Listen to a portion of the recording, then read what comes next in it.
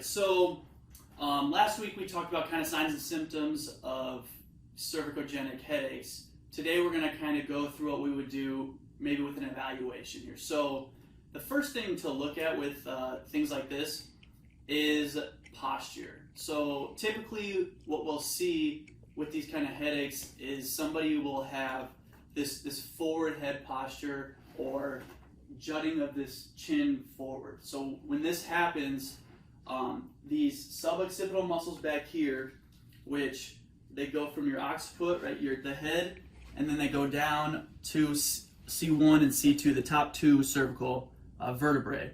So when we get to successive jutting forward of the head, these start to clamp up, and then the rest of the cervical extensor muscles will start to get tight.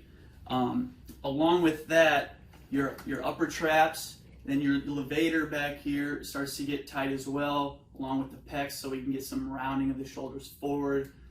And then there's a couple things that get weak along with this is the deep neck flexors, which are our primary flexors of the head, or should be, but they're often underused.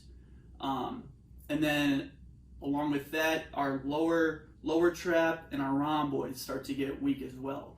So one thing with these headaches is retraining these deep neck flexors to provide some stability in the cervical spine.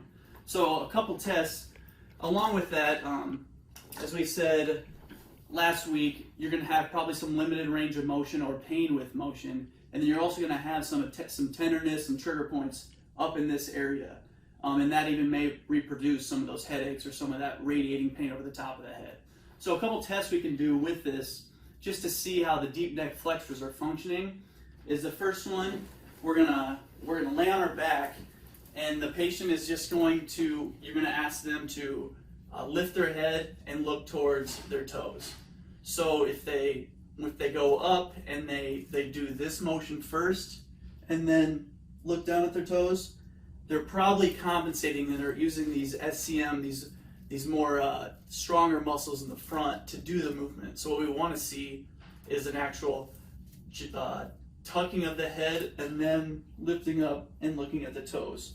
So if they get this jutting first, we're going to have to start working some of that deep neck flexor stability. The other one is an actual deep neck flexor endurance test. So what we'll do with this one is we're going to retract the chin here, and you're going to pick your head up about an inch off the table, and you're just going to hold that there as long as you can. So what we're looking for with this is you're able to maintain at least 30 seconds on the table. Ideally, we want to see 45 to about 60, but when your head starts to shake or you start to feel your chin jutting forward out of that retracted position, or you just can't hold your head up anymore, that's when you stop that.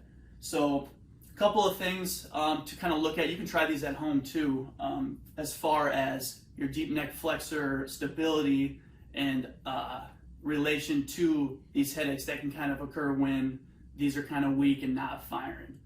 So next week we're going to talk about treatment in office for all of this. Thanks for tuning in, and we'll see you next week.